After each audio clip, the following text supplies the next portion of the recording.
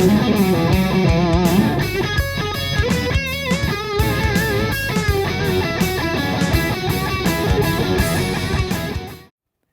I'm Andy Aledort, and in this next series of lessons, I'd like to talk about my favorite guitarist, Jimi Hendrix, revered as probably the greatest electric guitarist, if not the greatest guitarist that ever lived. He's endlessly fascinating, and listening to Hendrix, there's always things to learn. He played with so much inspiration, so much inventiveness, and what can I say? Just one of the greatest ever. So we're going to set up a vamp that I'm going to play over, and I'm going to try to emulate some of the melodic shapes and phrases that Jimmy would use in a typical solo.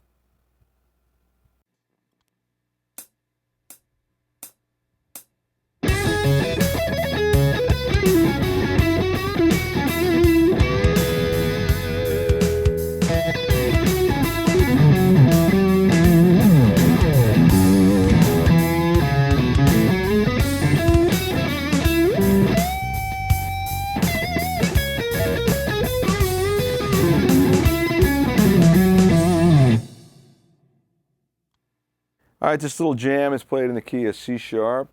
It's kind of a Band of Gypsys style jam with a nice fat groove. So most of my soloing, if not all of it, is based on C sharp minor pentatonic.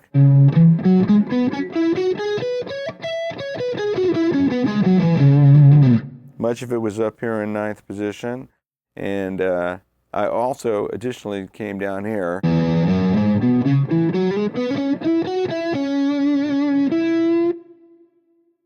So I began with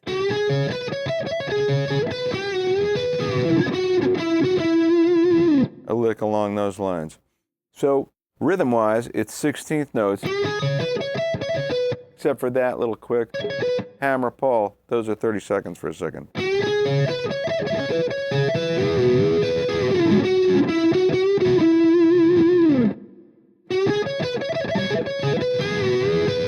So right there,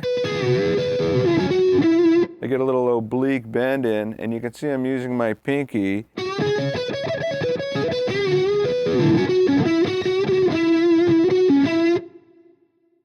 So my preference right now is to use the ring finger and the pinky for notes 2 frets higher than the index finger. But a lot of times you'll see Jimmy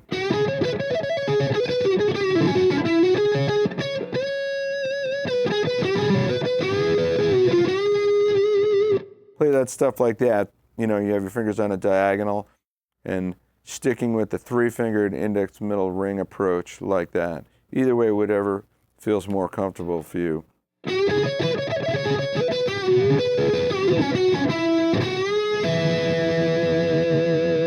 Then I stuck with that oblique bend concept for a second, with the pinky barred across the top too, and the G string bent a whole step. I bring the tremolo arm in,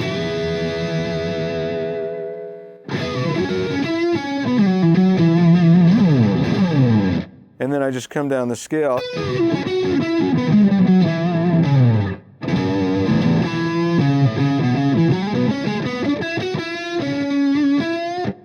So it's nice to balance, you know, higher licks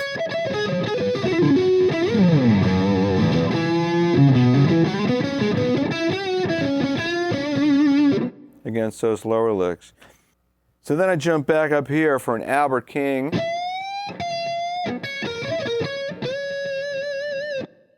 Two-step bend, or a step and a half.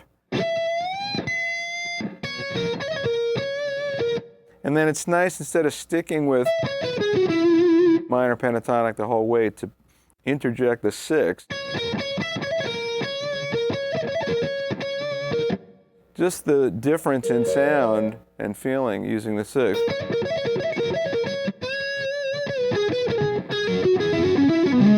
It just, you know, adds a lot, that one note difference.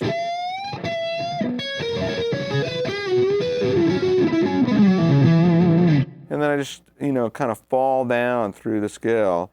You know, it's very Hendrix technique, Hendrix style technique. kind of work your way back down the scale as quickly as you can.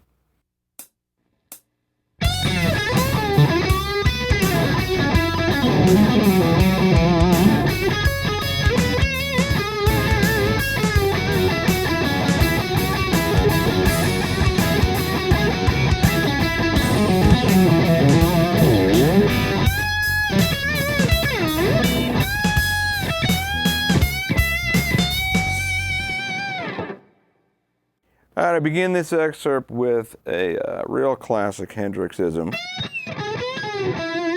where you bend a string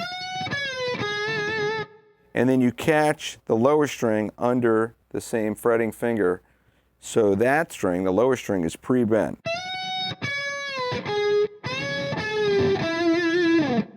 So when I bend the 12th fret of the high E string, I'm automatically bending the 12th fret of the B string. You get this cool effect of the sound of a note getting bent up followed by a note getting bent down.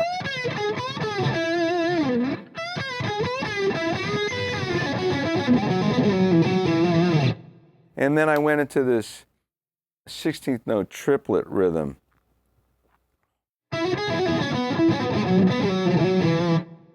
Ba-da-da-da-da-da-da-da-da-da, 1, 2, 3, 1, 2, 3, 1, 2, 3, 1, 2, 3. So there's three accented notes on the downbeat and 3 on the upbeat.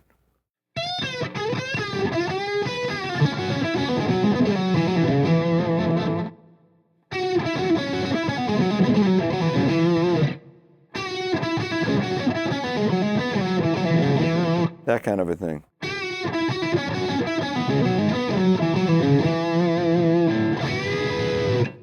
Then I took that concept of the 2 strings bent with 1 finger and bent up to the root note. And then I have my G string bent a half step. So I'm getting these 2 notes. And it can be a little tricky to get them both in tune.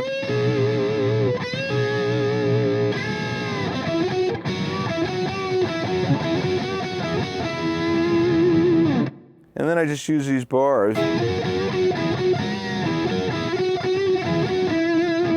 across the D and the G string, the G and the B string, that is, at the 9th and the 11th fret.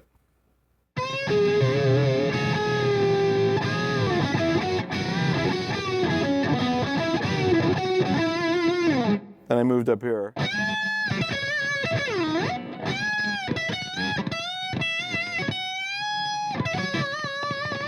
And this is very Albert King-like, but Jimmy loved to do this stuff.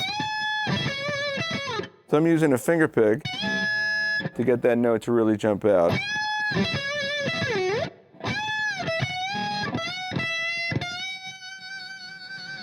And I ended with this bending from the major 3rd, E sharp in the key of C sharp, 13th fret, up a half step, to the 4th F sharp and vibrato.